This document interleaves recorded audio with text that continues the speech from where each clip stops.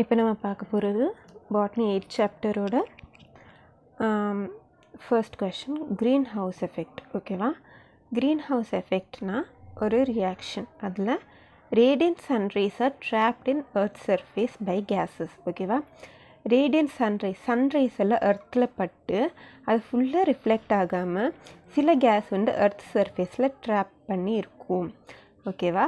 அது எந்தெந்த கெமிக்கல் அது ட்ராப் பண்ணி வைக்கும்னா carbon dioxide, methane, CFC, அப்புறம் வேறு சில பல. இதெல்லாம் என்ன பண்ணும், எர்த் ரேஸோட அந்த சன் ரேஸ் இருக்கு இல்லைங்களா, அது எர்த்தில் ட்ராப் பண்ணி வைக்கும். ஓகேவா? இது இன்க்ரீஸ் த டெம்பரேச்சர். அது மெதுவாக என்ன பண்ணும், எர்த்தோட டெம்பரேச்சர் இன்க்ரீஸ் பண்ணும். ஓகேவா? இதில் அவங்க பர்சன்ட் கொடுத்துருக்காங்க. Carbon dioxide 60%, methane 20%, CFC 14%, others 6%. ஓகேவா? இதுதான் பர்சன்ட் ரேஷியோ. ஸோ இந்த எஃபெக்ட், இந்த trapping of sun rays on earth surface is called green house effect. ஓகேவா? இந்த ரியாக்ஷன் க்ரீன் ஹவுஸ் எஃபெக்ட் அப்படின்னு சொல்லுவோம். ஓகேவா? சப்போஸ் இந்த டெம்பரேச்சர் இருக்கு இல்லைங்களா, அது ரொம்ப இன்க்ரீஸ் ஆயிடுச்சுன்னா, increase in temperature, increase in green house case, இந்த க்ரீன் ஹவுஸ் கேஸ் இருக்கு இல்லைங்களா, இது இன்க்ரீஸ் ஆயிடுச்சுன்னா அது நம்ம குளோபல் வார்மிங் அப்படின்னு சொல்லுவோம். ஓகேவா? Increase in temperature, increase in greenhouse gases are known as global warming. அது குளோபியோ ரொம்ப ஹீட்டாக வைக்கும். அதுதான் குளோபல் வார்மிங். ஓகேவா? இப்போ இதோட எஃபெக்ட் பார்ப்போம். இப்போ first effect sea level rise due to melting of polar ice caps. அப்படின்னா நம்ம சீ இருக்கு இல்லைங்களா, கடலோட அளவு இன்க்ரீஸ் ஆக ஆரம்பிச்சிடும். எதனாலனா நம்ம போலார் ரீஜன்ஸில் ஐஸ் எல்லாம் இருக்கு இல்லைங்களா, அதெல்லாம் உருக ஆரம்பிச்சிடும். உருகிட்டு அது என்ன பண்ணும், சீ லெவலில் ரைஸ் பண்ண ஆரம்பிக்கும். ஓகேவா? இதுதான் first effect. Second effect drastic change in weather pattern.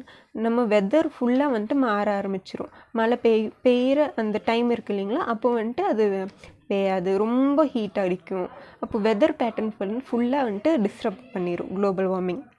Decreased food production. இதனால் என்ன ஆகும், ஃபுட் ப்ரொடக்ஷன் டிக்ரீஸ் ஆகும்.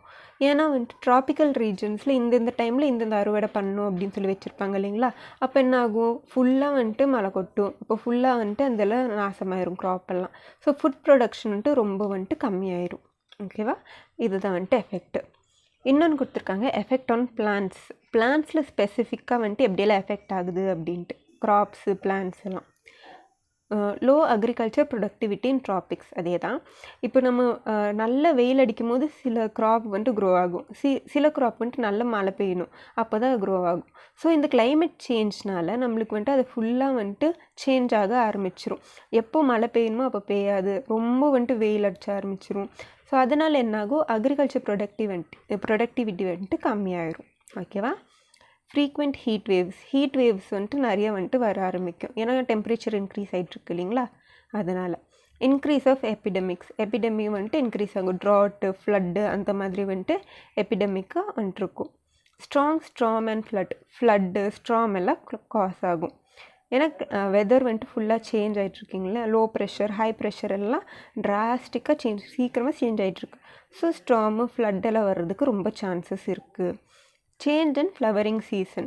ஃப்ளவரிங் சீசனுன்னு ஒரு சீசன் இருக்குது இல்லைங்களா, இந்தந்த சீசனில் இந்தந்த ஃப்ளவர் ப்ளூம் ஆகும் அப்படின்ட்டு. ஸோ அது ஃபுல்லாக சேஞ்ச் ஆகும்.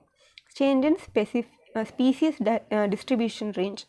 இந்த சர்டன் ஸ்பீசிஸ் இந்த ஏரியாவில் இருக்கும், இந்த சர்டன் ஸ்பீசிஸ் இந்த ஏரியாவில் இருக்குன்னு டிஸ்ட்ரிபியூட் ஆகிருக்கும் இல்லைங்களா வேர்ல்டு ஃபுல்லாக. அது ஃபுல்லாக சேஞ்ச் ஆக ஆரம்பிச்சிடும். ஓகேவா? Species extinction. சில ரேர் கேஸஸில் இந்த ஸ்பீசிஸ் எக்ஸ்டிங்க்ட் ஆகிறதுக்கு வாய்ப்பு இருக்குது. ஓகேவா? ஸோ இதுதான் எஃபெக்ட்ஸ் ஆன் பிளான்ட்ஸ். இப்போ நம்ம பார்க்க போகிறது ஓசோன் டிப்ளீஷன். ஓகேவா? ஓசோன்னா ஒரு லேயர். ஓகேவா?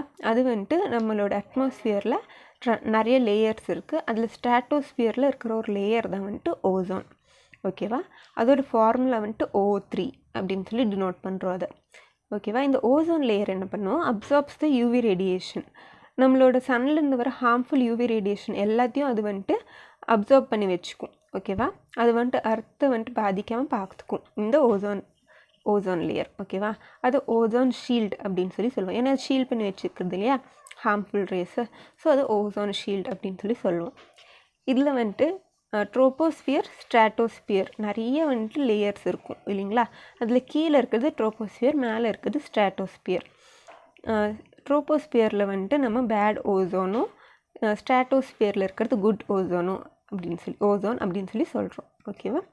Harmful UV rays from sun, சன்லேருந்து வர யூவி ரேஸ் எல்லாமே வந்துட்டு இதை அப்சர்வ் பண்ணி வச்சுக்கும். எது? ஓசோன் அப்சர்வ் பண்ணி வச்சுக்கணும். ஓசோன் டிப்ளீட் ஆயிடுச்சுன்னா, ஓசோன் வந்துட்டு இப்போ வந்துட்டு டிப்ளீட் ஆயிடுச்சுன்னா என்னாகும்? ஹார்ம்ஃபுல் யூவி ரேஸ் எல்லாம் வந்துட்டு அடுத்து வந்து இதாகும், எஃபெக்ட் பண்ண ஆரம்பிச்சிடும். இது எப்போ வந்துட்டு ஓசோன் டிப்ளீட் ஆகுதுன்னா, நம்மளோட க்ரீன் ஹவுஸ் இருக்கு இல்லைங்களா, அந்த க்ரீன் ஹவுஸ் கேஸ் எல்லாம் இன்க்ரீஸ் ஆக ஆக குளோபல் வார்மிங்கும் வரும், ஓசோனும் டிப்ளீட் ஆக ஆரம்பிச்சிடும். ஓகேவா. இதுதான் ஓசோன் டிப்ளீஷன்.